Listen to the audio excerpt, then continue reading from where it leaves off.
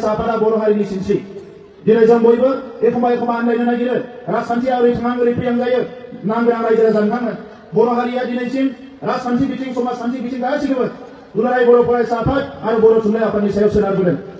नैथि बर' फरायसा माने सनितपुर जिल्ला बर' फरायसा आफादनि जेनाखि गेवलां मेलाव बाहागो लानानै दिनै दुलाराय माने जोंनि बिटिसिनि एबा बिटिआरनि सिएम माने प्रमद बर' सारा दिनै माखासे माने गोसोखांथि बाथ्राफोरखौ लाखिदों जे बड'फा उपेन्द्र ब्रह्मनि जेनाखि माने आइडिअल'जि आरो बर' हारिनि जेने आलादा बड'लेण्ड रायजो आरो बेजों लोगोसे जोंनि बर' हारिनि थांनाय आरो थैनाय आरो जोंनि बर' हारिनि जे मास्टार एस दानाय बे बड'फा उपेन्द्र ब्रह्मनि जेनाखि सिमां बे गासैबो सिमां हामांनि बाथ्राफोरखौ लानानै दिनै बिथाङा दिनै मोनसे आलादा टाइपनि मोनसे बिबुंथि लाखिदों आरो बिथाङा दिनै एस ए बिटिआरनि चिफ जानानै बा बिटिसिनि चिफ हिसाबै दङ हिसाबै बिथाङा दिनै सरकाराव थानानै जोंनि हारिनि थाखाय माबायदि खामानि मावलांगोन आरो जोंनि बर' हारिनि इयुन आरो बर' हारिया बयबो आयदा बिथिङावहाय माने जौगासाराखै आरो जौगासारनांगौनि गोनांथि दङ बे गासैबो बाथ्राखौ लानानै बिथाङा दिनै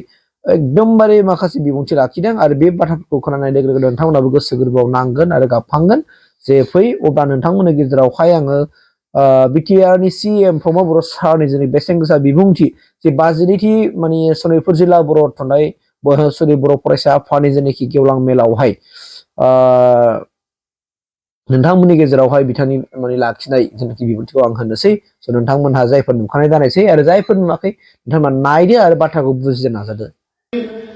गोबाव सोमावसारनायनि उनाव बर' हारिया मोनथाम गोरोबथा मोनबाय बिएससि बिटिसि आरो बिटिआर बिएससि गोरोबथायाव सारा आसाम नाङैनो बर'फ्रा सोमावसारदोंमोन आरो बै समाव 1135 सुबुङा जिउ गारनो गोनां जादोंमोन जोंनि मुंख्लं जादोंमोन आरो बे 1135 सुबुंनि जिउ गोमानाय आरो गोबाङानो पुलिस मिलिटारिजों बुख्रेबजानाय न' बां सावजानाय गोबां सेक्रिफाइसनि उनाव 1993 मायथाइयाव बिएससि मोनदोंमोन बिनि उनाव फिन खेबसेबाव 1992 मायथाइनिफ्राय फिन सोमावसारनानै बै समावबो गोबां माखासे गोब्राब थासारिजों मोगा मोगि जानानै सारा आसामाव रायजो जानाय बर' फिसाफ्रा बोखावजायै बै समनि सनितपुरनि मोनफ्रोमबो गामियाव रायजो जानाय जोंनि बर' फिसाफ्राबो गोबां सहाय नांनानै गोबां मोनसे डिफिकाल्ट मोनसे गोब्राब थासारिजों जुजिनानै फिन खेबसेबाव 2003 मायथाइयाव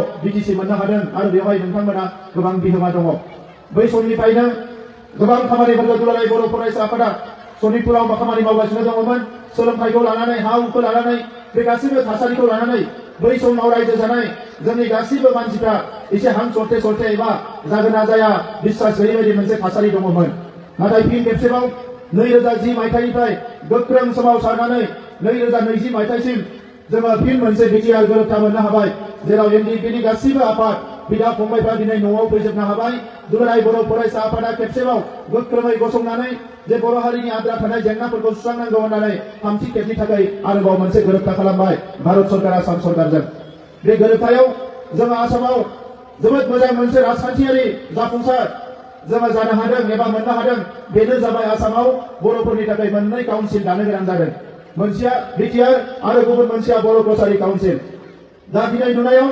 बर'फोरखौ खावनै जानाय बायदि नुदोंब्लाबो जिहेतु जोंनि दानि थासारिया राजखान्थि थासारिया आरो आसामनि राजखान्थि थासारिया जोंनि हारिनि थाखाय मालाबा मोजां सानो मालाबा मोजां साना दा बिनि गेजेराव बड'फाया होलांनाय सिमांखौ मोगथां महर होनो थाखाय जि मोनसे गोख्रों थांखि लानानै बे मोननै काउन्सिलखौबो मोगथाङाव महर होनानै एबा गोख्रों खालामनानै जोंनि राव थुनलाइ हारिमु गासैखौबो जौगाहोनो थाखाय बड'फानि सिमांखौ मोगथां महर होनो थाखाय जों बयबो खामानि मावदों दा दिनै बेवहाय सनितपुरनि बाथ्राखौ थोंजोङै रायलायोब्ला बे गासैबो सोमावसारनाय 40 बोसोरनि सोमावसारनायाव मोनसेबो सोमावसारनायाव सनितपुरनि रायजो राजाफ्रा फासयनानै थायाखै दा थेवबो नांगौ समाव नांगौ बायदि सरकारनि अननाय सरकारनि अनसुंथाइ सरकारनि माखासे जौगानाय आसनिनिफ्राय जोंनि मानसिफ्रा मालाबा मालाबा बन्सित जानो गोनां जादों गुबै जेंनाया बेनोमोन जे सनितपुर बिश्वनाथाव हानि जेंना बे हानि जेंनाखौ बै समाव कंग्रेस सरकार थानाय समावबो जोङो दुलाराय बर' फरायसा आफादाव आंबो हाबा मावनाय समाव जों तरुण गगৈ बिथांजों जोबोद नारा नाथा नाजादोंमोन आरो बिथांखौ बारिपारायाव लिंनानै लाबोदोंमोन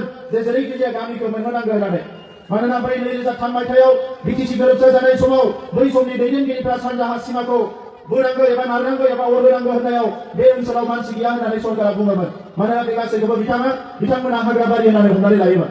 जों जेब्ला सरकारजों रायलायबाय थादों बै समावबो बिथांमोना खनले खनले बुंदों जे बे ओनसोलाव मानसि गैया, बे हाग्राबारि ओनसोल, बेखौ नोंथांमोना मोननाय नङा होननानै।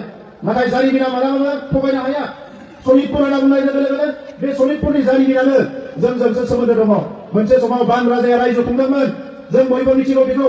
बै समनिफ्राय लानानै बे सारा बुरलुंबुथुर सेरफाङाव अरुणाचल आरो भुटान हाजोनि सेर सेर जोंनि मानसिफ्रा जे रोजा रोजा बोसोर सिगांनिफ्राय रायजो जादों बेखौ रावबो थगायनो हाया।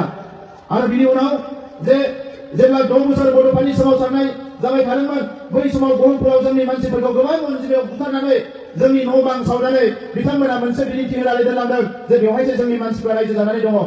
दा बे गासैबो बाथ्राखौ लानानै एनडिपिनि दैदेनगिरिफोर, एबसुनि दैदेनगिरिफोर बयबो नारा नाथा नाजानानै जोङो थांनाय जि गोरोबथा जालांबाय बेवहाय गहपुरसिम एबा लखिमपुरनि सिमलुगुरिसिम जोंनि गामिनि सिमाखौ जेरैखि जाया नारनांगौ होननानै जों मोनसे सिमा बोनानै दोनदों। गोरोबथायाव लिरनायाव मोनसे लिरनानै दिनै थि खालामनानै दोनदों। दा बेखौ लानानै गोबाङानो गोनो गोथो जादों। मानोना बुंग्राफ्राबो बुङो बै समाव बुंदोंमोन गामि दाबसे सोनो हाबावोब्ला आङो बे सनितपुराव थानाय नङा, बिश्वनाथाव थानाय नङा, बेखौ गारना खागोन होननायबो बर' मानसि ओंखारो। बे दानि बाथ्रा नङा, गोदोनिफ्रायनो जाबोदों। जोंनि बर'नि जांख्रिखांनायाव जोंनि हारिखौ 100 जौखोन्दो मालाबाबो जों खौसे मोननो हायाखै। नाथाय थेवबो जोंनि जांख्रिखांनाया, जोंनि सोमावसारनाया मोनसे नंगुबै थांखिजों गासैबो बिथिङाव जोङो मोनसे जास्टिफाइड एबा जास्टिफिकेसन थार बिजिरनाय थाखानाय मोनसे थासारिजों जुजिबोनायाव दिनै जोंखौ रावबो थगायनो हायाखै। दा ओंखायनो मानगोनां रायजोफोर, जोङो हाखा दावरा खालामनो सानाखै, जोङो जबरदस्त खालामनो हायो। दिनै दुलाराय बर' फरायसा आफादा सा सानजा भारतआव बयनिख्रुइबो गोख्रोंसिन मोनसे आफाद, बेखौ जोंनि सा सानजा भारतनि गासैबो हारि हारिसाफ्रा गनायो। दुलाराय बर' फरायसा आफादा सोमावसारफिननो हायो, नारसिननो हायो भारत सरकार, आसाम सरकारखौ जों थाबैनो खालामनांगौ होननानै।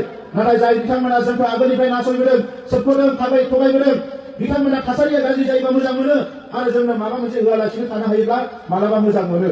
दा बै मानसिफोरनि गोसोखौ नायै नायै दिनै मेलेमजों दावगालांनांगोन। आरो जों बेनिखायनो बर' हारिया दिनै मोनफ्रोमबो आनजादाव देरहासार जाबाय। जोंखौ सिगिनायावबो जोङो देरहाबाय, जों गियाखै। जोंखौ बुग्लुं बुसि न' बां सावनायावबो जों गियाखै। जोंनि मानसिफोरखौ बुथारनायावबो जों गियाखै।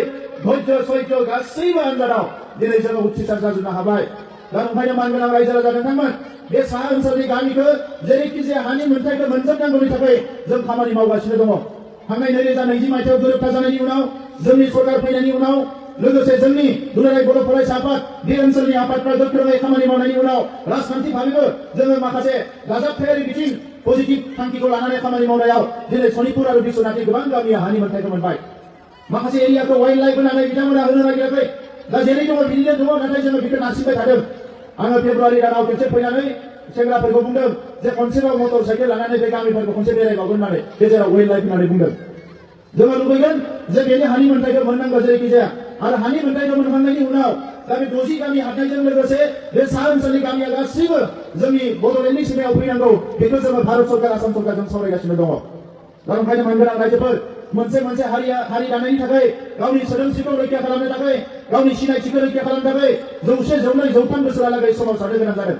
दा दिनै जोंहा 1967 मायथाइयाव एबसुनि जोनोम जानाय, बै समनिफ्रायनो पिटिसिनि सोमावसारनाय, बर' थुनलाइ आफादनि सोमावसारनाय, एबसुनि सोमावसारनायखौ लानानै जोंबो दिनै 50 बोसोरनि बारा सोमावसारबाय। दा ओंखायनो जों टारगेट लानांगोन 100 बोसोर जाजासिम जोंनि राजखान्थि मोन्थाय, जोंनि समाजारि राव थुनलाइनि गासैबो मोन्थायखौ जोङो 100% लाफुंजोबनानै बड'फाया बुंनाय बायदि गेरेमसा हारि दानो थाखाय जोङो जानजि खाफ्रानांगोन। दा ओंखायनो मानगोनां रायजो राजाफोर, थांनाय बै समाव जिखिनि जोंहा फरायनो थालांबाय, जिखिनि जोंहा रांखान्थि बिथिङाव थालांबाय, जों सरकार दानायनि उनाव दिनै गोजोन थासारि दानानै बे मोनफ्रोमबो हाबाफारिखौ सोलोंथाइ, हारिमु, राव थुनलाइ, रांखान्थि गासैबो बिथिंखौ खामानि मावनो थाखाय दिनै जोङो जानजि खाफ्रादों। बे बिटिआरनि मोनबा जिल्लायाव जोंनि सोलोंथाइया जोबोद मोजां जाबाय। जौ जुवाखौ लानानै दुलाराय बर' फरायसा आफादा गोबां जुजिबोनो गोनां जादों। नाथाय जों सरकार दानायनि उनाव दायो जोंनि ओनसोलाव जौ जुवाखौ जोङो बन्द खालामबाय। सोरबा सिखावै होनो सानो, मालाबा होयोबो, नाथाय जों बेखौबो पुलिस मिलिटारिजों बे जौ जुवा बायदिसिना गाज्रि थासारिफोरखौ बन्द खालामनो थाखाय 24 आवार जों नोजोर होगासिनो थायो। दा ओंखायनो लासै लासैनो जोंनि लाइमोनफ्रा मोजां जाबोदों। साख्रि बाख्रियाव लासैनो साख्रि मोननायनि अनजिमाया बांदों, डाक्टार इन्जिनियार जानायनि अनजिमाया बांदों, लेखा फरायनायनि अनजिमाया बांदों।